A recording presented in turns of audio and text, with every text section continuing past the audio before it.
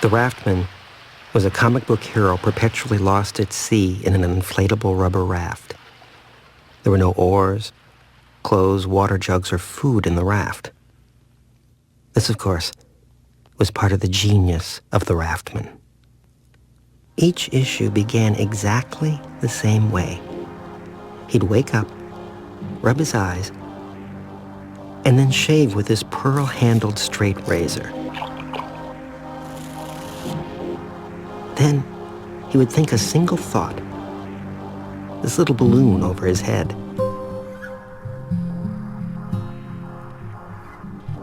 The amazing thing about the Raftman comics was absolutely nothing happened after he was done shaving. Just him staring at the ocean for the next 30-odd pages.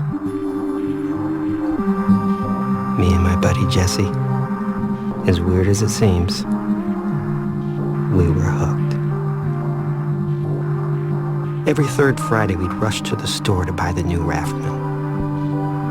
It was perfect. Just what we wanted.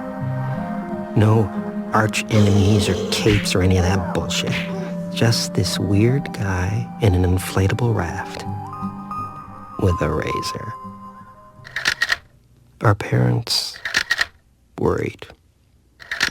Unhealthy and just plain stupid. That's what Jesse's dad told us when we showed him a copy. He just sits there. Why do you like this? What do you two want to be when you grow up? Bums or Buddhists or something? We'd say Raftman's thoughts to anybody at any time. Just give us an excuse. And when you're 15, you can think of a million excuses to say. Life is a series of meaningless poses. Or at least me and Jesse could. We studied Raftman by day and had Raftman dreams by night. Would he use the razor on the raft or himself? Would he be rescued? Would we ever really know anything? The artist's signature was illegible. It looked like one of those squiggles you see on the subway. Vaguely foreign. Oriental, maybe. We wrote the publishing company a long letter pledging our eternal devotion and requesting information. We received a postcard 2 weeks later. Useless, but completely delightful. Then, issue number 4. The Raftman thinks nothing while shaving. And then, on page 17, a gull flies by. He doesn't seem to notice it. But we sure did. Jesse copied pages from his older sister's diary, and we sold them to some kids from the junior high. And we used the money to buy up all the remaining copies. We read all we could about herring gulls. We figured that's what they had to be, and concluded that Raftman was in the Atlantic Ocean, somewhere between 30 miles to several feet from land. The power of having this much information made us drunk. That day ran into a blur. We were sure that next issue, all hell would break loose. He was going to use the razor. We could feel it.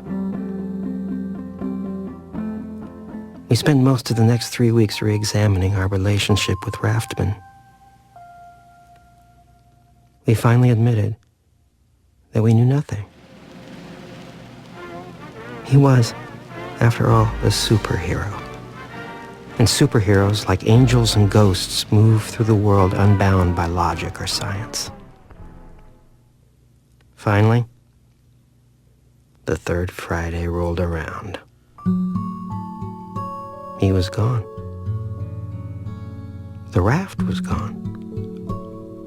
There was only the razor floating on the water, and it was thinking.